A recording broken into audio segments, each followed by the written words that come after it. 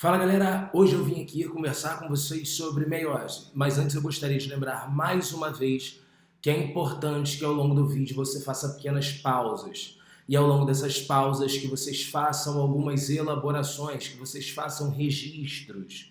É importante que você compreenda que a aprendizagem requer protagonismo, então faça suas anotações e busque tirar as suas dúvidas no futuro. Bem, nós vamos começar da mesma forma definindo quais são os objetivos da aprendizagem.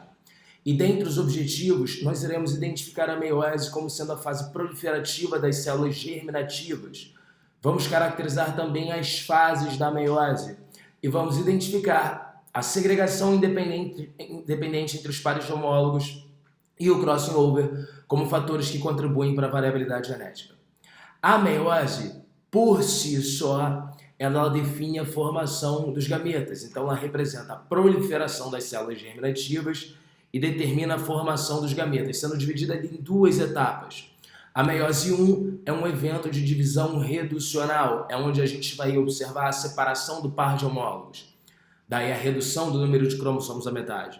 Na meiose 2, a gente tem um processo que é equacional. Ele é dito equacional porque é onde a gente separa as cromátides. A meiose 2 é basicamente um processo semelhante à mitose, mas com células que têm um número de cromossomos reduzido à metade.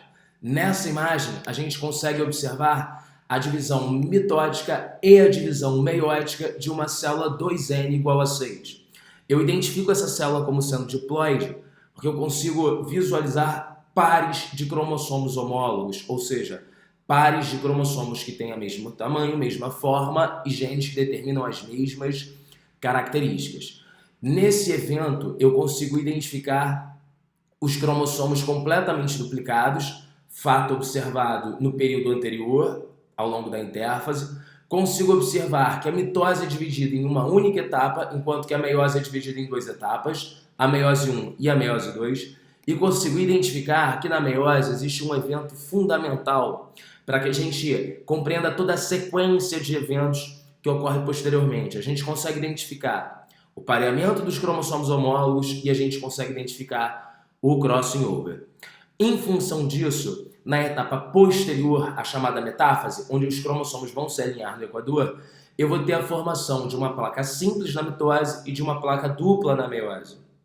Felipe, por que placa simples na metáfase da mitose? Porque não há pareamento entre os homólogos.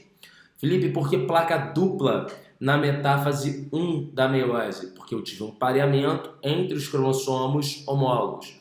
E aí o resultado disso é que na metáfase da mitose, na fase posterior, na anáfase, eu acabo separando as cromátides e gero duas células filhas que apresentam o mesmo número de cromossomos. Enquanto que na metáfase 1 da meiose, eu evidencio pares de homólogos, a etapa posterior, portanto, separa pares de homólogos. E ao separar pares de homólogos, a gente tem uma redução do número de cromossomos à metade. A meiose 2 é semelhante à mitose, com o número de cromossomos reduzidos, e aí eu também produzo quatro células, com conteúdo reduzido à metade. Pois bem, visto isso, a gente pode falar sobre as etapas da meiose. E como eu havia gravado no vídeo anterior, muitos autores compactam a prófase com a prometáfase. Então agora a gente fala da prófase 1, prometáfase 1. Nessa imagem, a gente consegue explorar alguns conceitos importantes. A gente já consegue ver o material genético completamente compactado, a gente consegue identificar a formação do fuso acromático, conseguimos ver o pareamento dos cromossomos homólogos, esse pareamento resulta no crossing over, conseguimos também observar a desorganização da carioteca, na verdade, a desorganização da carioteca a gente não observa, seria um evento futuro relacionado à prometáfase, e a gente também não consegue observar a ligação dos cromossomos às fibras do fuso. Mas se você observar tudo de forma compacta, estaria tudo vinculado a essa mesma imagem. Etapa posterior, metáfase 1, cromossomos alinhados no equador, formando placa dupla. Cromossomos alinhados no equador, formando placa dupla. Por que placa dupla? Porque na prófase 1 eu tive o pareamento. Nessa imagem, isso fica muito claro. Cromossomos alinhados no equador, formando placa dupla. Etapa seguinte, anáfase 1, eu já evidencio a separação entre os pares homólogos.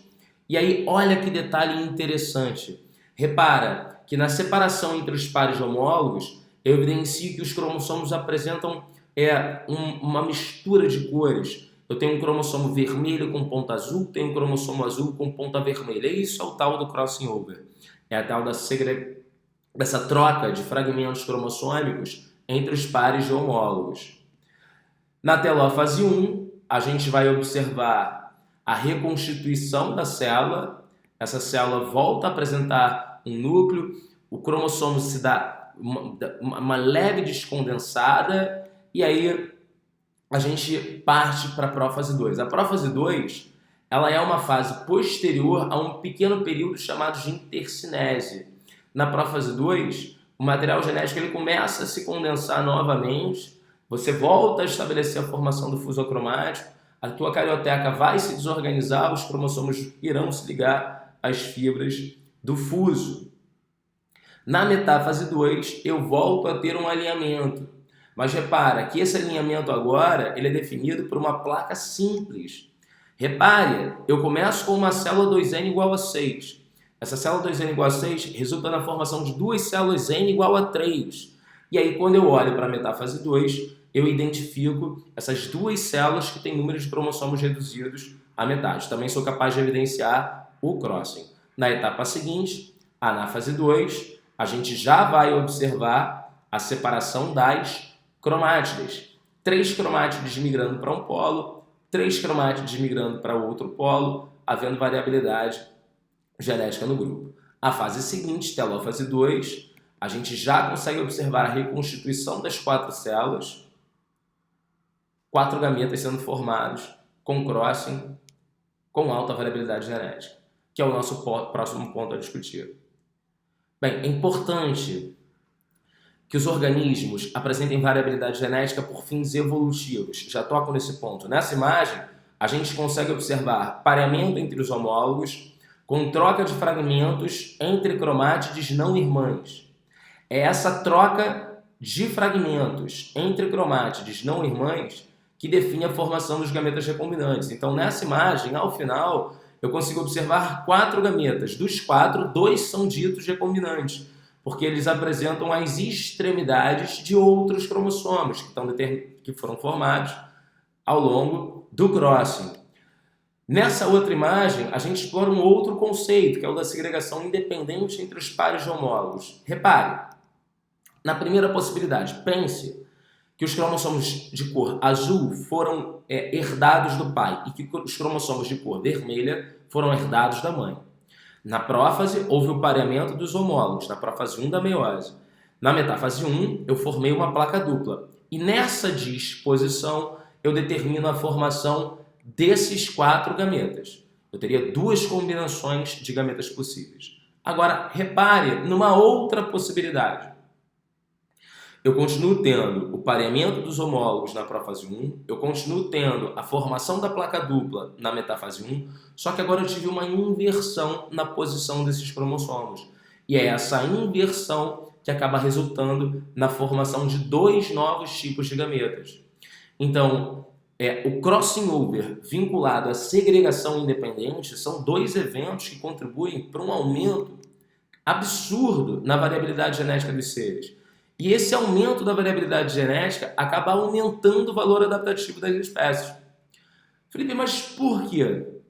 Bem, se eu tenho uma população altamente diversificada, um banco genético altamente diversificado, e ocorre uma mudança no meio ambiente físico, é possível que alguns sobrevivam enquanto outros não. É possível que eu dispare mecanismos seletivos. Então, o processo evolutivo, essa mudança na composição das espécies ao longo do tempo, está diretamente relacionada com mecanismos seletivos. Bem, nosso último ponto é falar sobre os erros por não disjunção, pela não separação ou do par de homólogos, que ocorre na meiose 1, ou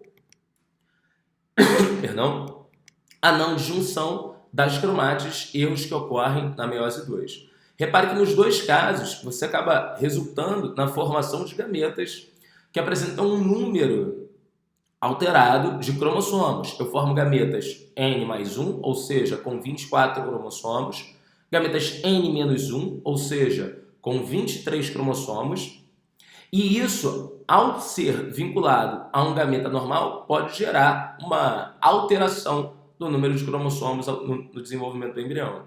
Surgem as nulissomias, as monossomias e as trissomias. As trissomias são as mais populares, né? Você tem a trissomia do 21, síndrome de Down, trissomia do 18, síndrome de Edwards, XXY, que é Klinefelter, é uma trissomia do par sexual. As trissomias são as mais comuns. Monossomias a gente tem síndrome de Turner, X0, e as nulissomias, no geral, são erros gravíssimos no desenvolvimento, onde ocorre um aborto precoce.